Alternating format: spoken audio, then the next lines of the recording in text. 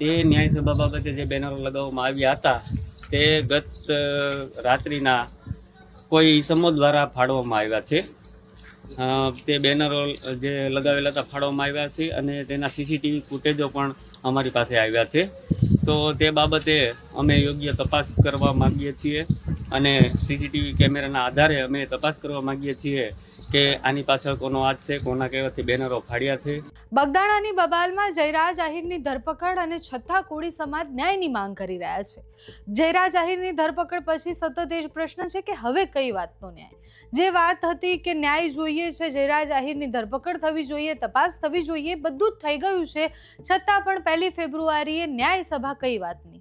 અમે આજે જ નવનીત બાલદિયા સાથે જ્યારે વાત કરી ત્યારે એમને એવું કહેવું હતું કે અમે ન્યાય સભા કરવાના હતા, પણ એના પછી જયરાજ આહિરની ધરપકડ થઈ ગઈ એટલે હવે ન્યાય સભા નથી, સન્માન સભા રાખી છે.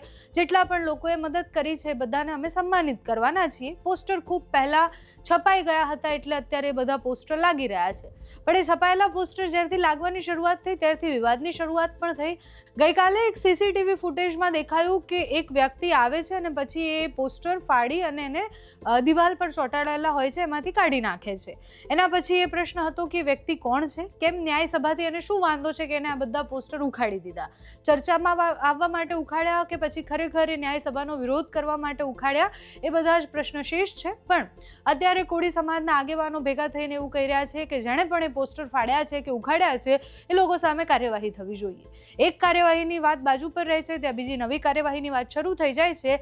પોસ્ટર ફાડનારના સીસીટીવી સામે આવ્યા, એના પછી એક પ્રતિક્રિયા સામે આવી કોળી સમાજના આગેવાનની, જેમાં એવું કહી રહ્યા છે કે જેણે પણ પોસ્ટર ફાડ્યા છે એની સામે કાર્યવાહી થવી જોઈએ.